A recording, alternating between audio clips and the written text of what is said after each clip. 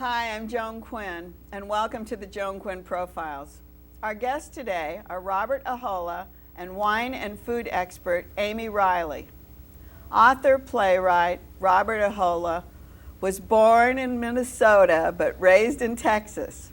He attended Washington and Lee University in Virginia, where he earned a Bachelor of Arts, then went on to Texas Christian University for his graduate studies. He's the CEO of Galahad Films, where he's written and produced over 300 films. What kind of films and where have we seen them? Well, they're everything from some fairly famous commercials to infomercials to documentaries on the environment, political documentaries. I did some documentaries of Ross Perot's books. Did you? Then how do you have time to write? No, that's my favorite thing to do. Because actually, more recently than making films, say within the last 5 years, you've been writing theater pieces. Yes, I have. And it's a late love in my life, and I've really enjoyed it. And I'm involved with a very good group at the Cornet Theater. We have a wonderful workshop that we're doing. Yeah, there are a lot of very high-level professional actors and writers there. What do you do? We exchange our work. We put up what they call sides.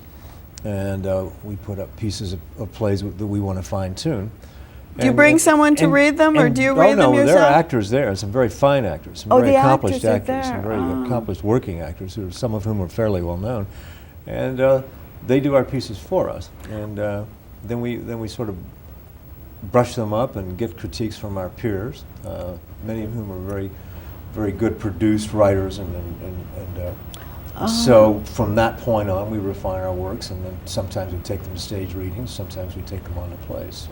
So one of the plays is Judas Agonistes. And what's that That's about? the one I've finished most recently. That's the most. What is that? It's basically an idea I had because of a lot of research I did that actually predated what turned out to be the Da Vinci Code. Is that right? Yeah, I did actually.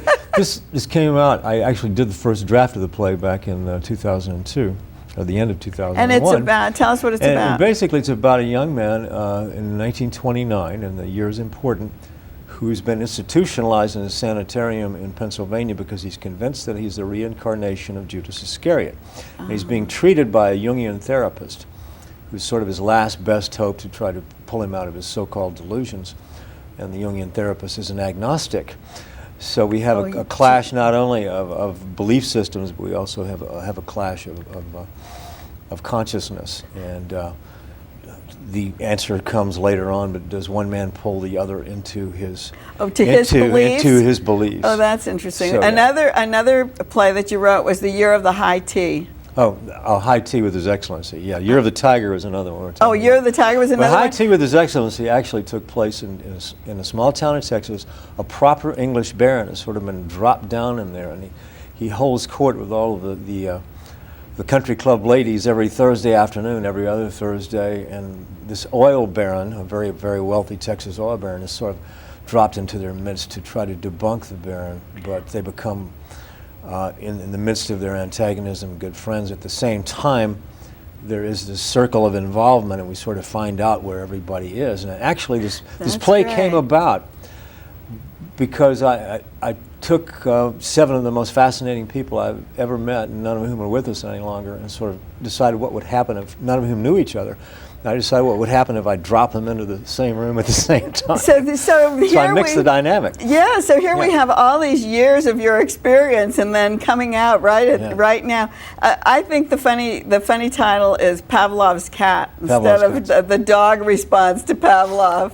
This actually came about because of Pavlov's associates and assistants tried the same experiment that Pavlov conducted successfully with cats, and it completely fell apart because cats wouldn't buy into the program at the time. Now, the interesting thing is, this starts out in heaven, and 2 apprentice angels are in a debate, and one believes in nanotology, which is his theory of the divine instant, that your life turns on so many different instances, and they change almost daily, and you're always making very creative, defining moment decisions. The other angel doesn't believe that, but she believes that everyone falls into one of 2 categories, dogs and cats, and that cats are able to think outside the box, and dogs think so much inside the box that if there's not a box, they'll create one. So they set about to try to prove their theories with some human beings who've been sort of put into their care. So how would you do a play like that? Would you do it in character? I mean, how would you actually do that? It's very kinetic. It's very fast moving. It has a lot of scene changes. Of course, they're minimalists, and so they're interpretive. But of course, we have to bring in Lucifer to try to help them Is that what happens? achieve there. So up jumps the devil. So you have. So we have two angels and the devil, and then an archangel, Gabriella, who's really Gabriel, but she's been too nice to tell everyone she's a female all these millennia. So, oh, of course, the women come in. Yeah. But the thing is, you've just been writing plays because. Well, recently, yeah. Recently, but prior to that, you published 9 books. Yeah. I mean, 10. 10 counting this one. Oh, 10 with the Return of the Hummingbird Wizard. And I'm going to just name a couple of those books, too, before we start talking about the Silent Healer. That's right. Sounds like it's more like Actually, leading into it is a this. definitive encyclopedia of aloe vera, and I was hired to do it as a hired gun. And what happened? Aloe vera? I had a the physical. plant? I had a personal transformation writing the book because I got so enthralled with the remarkable healing that this plant could do, and so many manifestations, topically, internally, and sports injuries, and I became so enthralled with it that I actually became involved in the health movement and the environmental movement at the same time because of what was revealed to me with this plant, this book. How long ago was that? That was 1981, too. So, and do you still use aloe vera? Religiously, and the world's most famous manufacturer of aloe vera is one of my best friends, and we did 3 other books together. I didn't know that. Yeah. What are the healing qualities of it? I mean, this is like an aside tonight. I could go on. We could do a whole show on the aloe vera, and perhaps we should, Joan, because it is so effective against everything from mastitis in cattle to lupus to treating athletic injuries to topical sores to decubitus ulcers Really? to intestinal ulcers. You've seen this all? Well, a lot of it's, they have actually empirical evidence in laboratory tests. And it's an excellent anti-infection fighter. It doesn't antidote things like antibiotics and steroids, and actually works in tandem with them. It has a GRAS qualification, which means the FDA allows it to be turned into food, generally regarded as safe. Oh. As But long is as they it- maintain the GRAS perspective and don't make elaborate claims. Do you take it fresh? Is it fresh? No, they No. actually have found ways to co-process stabilize it. And whole leaf stabilize it, that it actually works. And the big problem with aloe vera commercially is the fact that very few people make it well. Most of the stuff is junk, and you usually get what you pay for. Oh, I see. But you think it's a great thing. It is a fabulous. And has that, now that I've got aloe vera on, has that kind of followed through? Because here we have the return of the hummingbird wizard, Yeah. which is kind of a spiritual, Very much a spiritual environmental, genre, yeah. I mean, it covers everything. Well- Tell us about this book, and I'm going to hold it up Okay. so she can see it. It's The Return of the Hummingbird Wizard is actually, and I've always been, and I must say, and I inherited this from my father, always been attuned to our creature companions, our animals, and I've always had a very pleasant interaction with them, and it had a rapport that my father had. And I've always seen them and felt that they were, are, and could be spiritual messengers in our lives. Hummingbirds. But hummingbirds particularly. Animals you were talking Animals about. in general, Okay. hummingbirds in this Okay. case, because in the winter of 2001, I was literally adopted by a male hummingbird who used to come to my office window. I'm blessed to have a bank of windows that look over the sea, and this hummingbird came to my window like the raven was tapping on, was flying around. He kept haunting. It was the same hummingbird. I could tell it was a beautiful ruby throat. And I would come out of my office door, and he would fly around to greet me.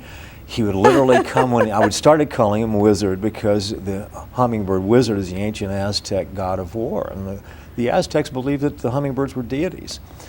And I used to call him Wizard, and he would literally fly around the corners of the house, of my coach house, and fly up to me, circle around me. And he did this for days. And they're not supposed to nest with the females, but here we are with 2 hummingbirds, male and a female, nesting their young outside my office. Right? So And they stayed there with me obviously, for quite a while. So I decided this was such an actual spiritual interaction, and I was getting such wonderful feelings from it that that I decided to create a metaphysical dialogue between the hummingbird and my protagonist in the book, which is of course fictionalized. Jonathan Viren. Yes. Is that you? It's all characters are fictionalized. I'm not going to ask you what any relation to persons living or dead are purely coincidental. But I decided to take that because it was a Hollywood producer, writer down in his life. And I decided to take that and play that off of Jaded Tinseltown. So there are spiritual lessons from the hummingbird played off of Tinseltown.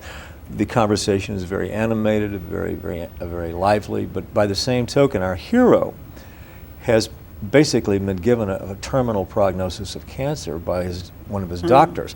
So this hummingbird shows up just about the same time as convergence of energies, fatal and heavenly at the same time, so he has a chance to raise his consciousness. There's 10 songs in it too. Did you write those? Yes. You wrote those. Yeah. Another character, you talk about, you have a list of characters, another character you call Hollywood a character. Yes, absolutely. Do you? Are the other people your friends or enemies? Well, no, there are no. No, as a matter of fact, if you read the book, I'm sure you read a large part of it, you'll find this, most of the characters actually receive a love note in the book. It's kind of a love letter to all the characters because part of the lesson to learn, in the part of the lessons the protagonist learns, is the fact that there are no bad people. Oh, that's good. And one of the third lesson of the hummingbird is, for the third song of the hummingbird is to behold the child in everyone. You say that why people have asked you, why did you write a God book? Yeah. And you say, I actually had a falling out with a couple of publishers because they loved the book, they loved the writing, but they said you've turned the last third of this book into a God book, and we would like for you to lighten up on that. And my response to them was, have we become such moral cowards that we can't use the name of God and we can't refer to God in our writing? If we've reached that point, then count me out.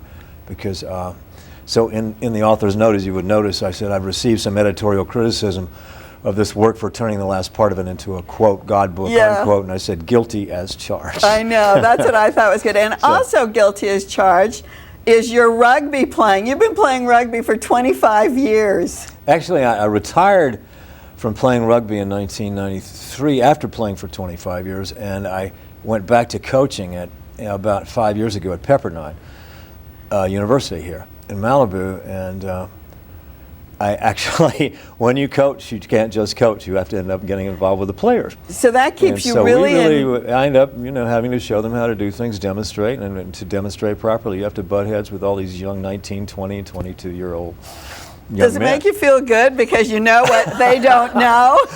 Emotionally, it makes me feel good. The problem is they're very quick learners. Oh dear. And they love taking a whack at the coach once in a while. Oh, that's great. It's a real fondness and a labor of love. Yeah. And good boys. I'm so proud of them. They're really good people. Great. And we get to play people like UCLA and Claremont. Yeah, it's great. Cal Lutheran and Loyola Marymount. Lots of good teams. Well, now we can read your books, and we can watch for your rugby team. Thanks very much for being with us today. A pleasure to be here, Joan. Thank you.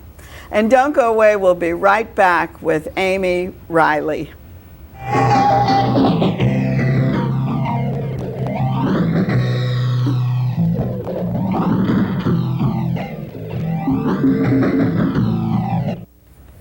Hi, I'm Joan Quinn, and welcome back to the Joan Quinn Profiles. Amy Reiley was born and raised in Pennsylvania. And since her days at Goucher College, where she she went to school, she's been named by France's most prestigious Cordon Bleu to be the Master of Gastronomy. You're one of only 15 people in the world who holds this title. What does it mean? It means that I went through a year and a half of torture. How? That's what I'm wondering. How do you learn that? You know, Le Cordon Bleu it's a very new program. It's called a Master of Gastronomy. And what it is essentially the equivalent of a Master of Arts, but in the field of foods. So it's looking at the sociology, the psychology, the history, basically everything to do with any part of the food industry, or food and beverage industry, except for cooking.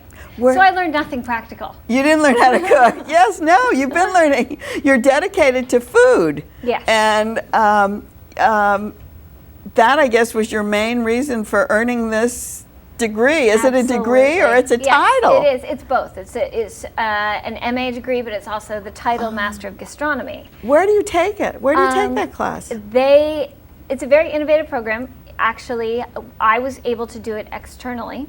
I did it online and via the telephone. You did? Really? But while I was doing it that way, there were about 5 of us doing it online, and I believe 10 students doing it in a classroom at the same time.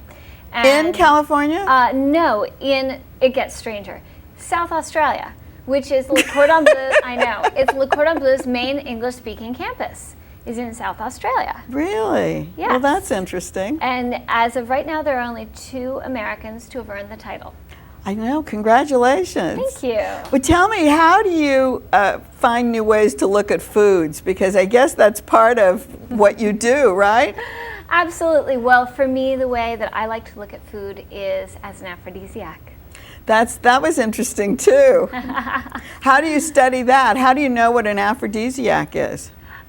You know, if you look through history, there's been some culture somewhere in the world who has declared every natural food product an aphrodisiac.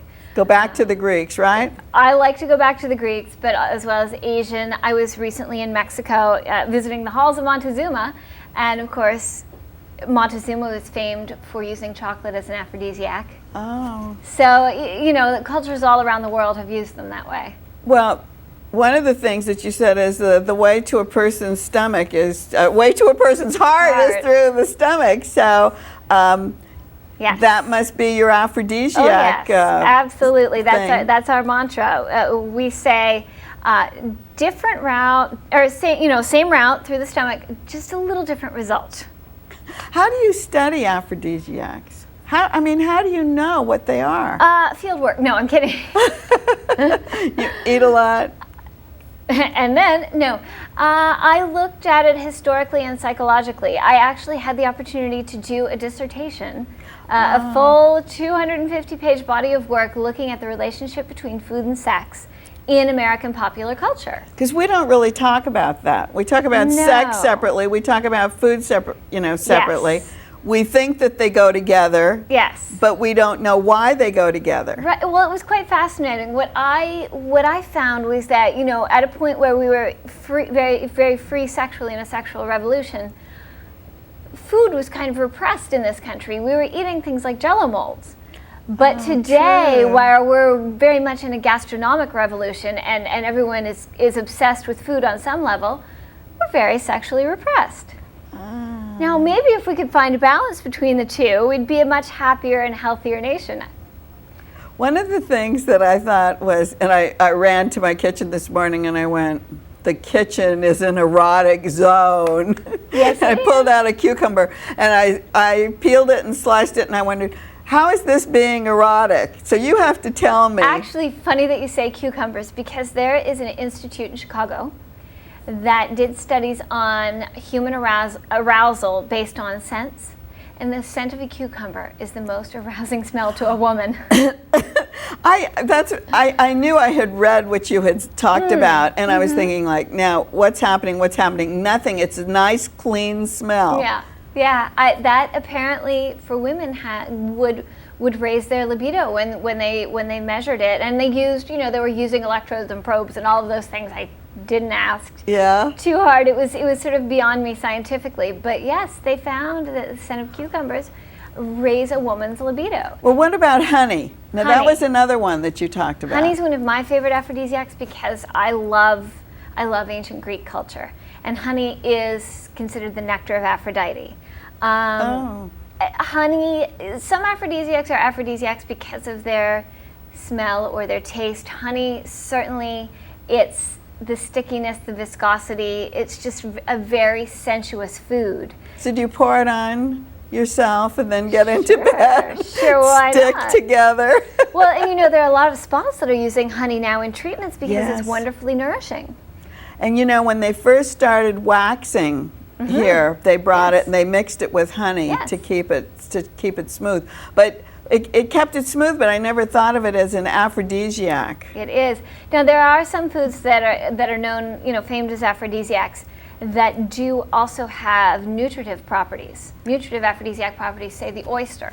Not only, do we psychologically associate the oyster, of course, but oysters contain extremely high amounts of zinc. So they really are. Yes, zinc increases blood flow, which is essential. Exactly. There you go. Oh, very interesting.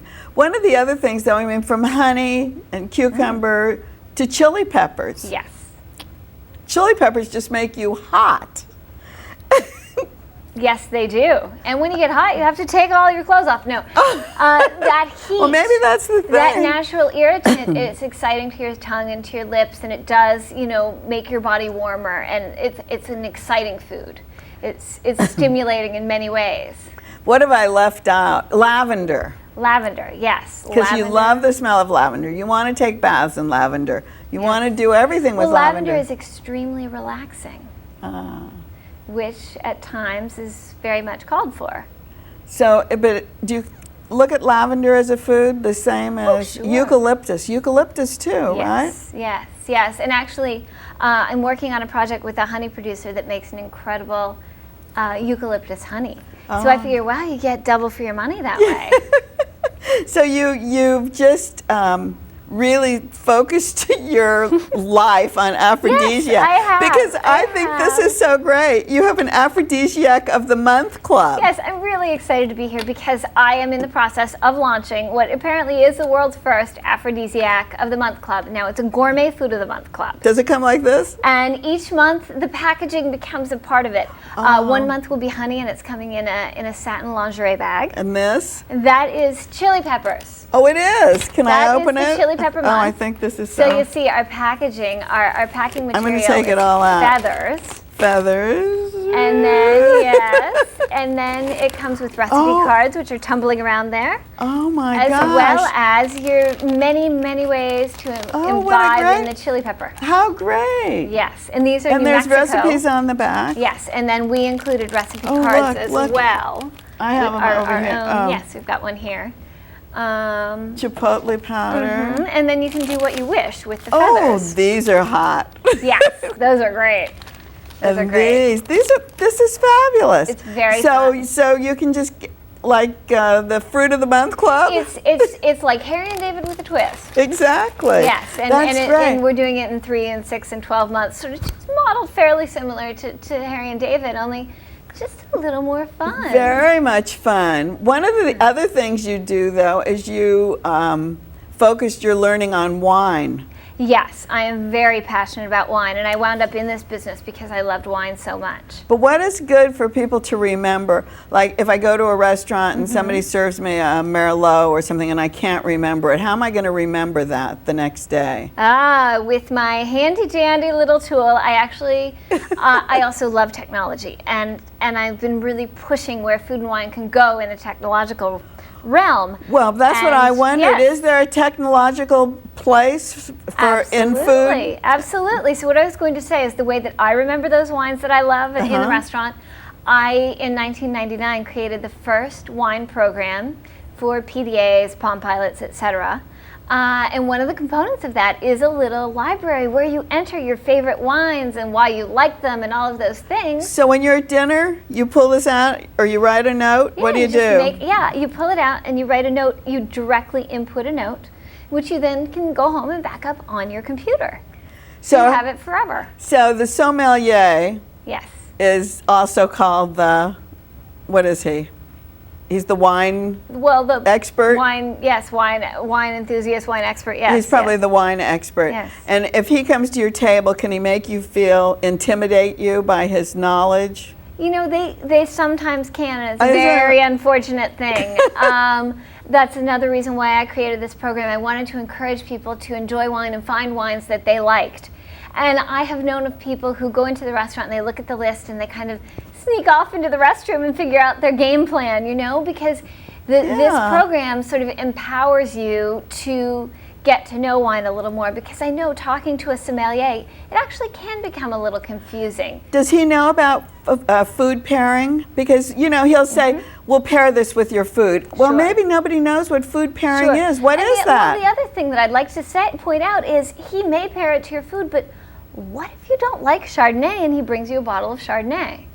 But does he So- know, he has to know what you're eating in order to bring the right wine. That's the pairing situation, right? Well, yes and no. He may say, you know, let me pair it.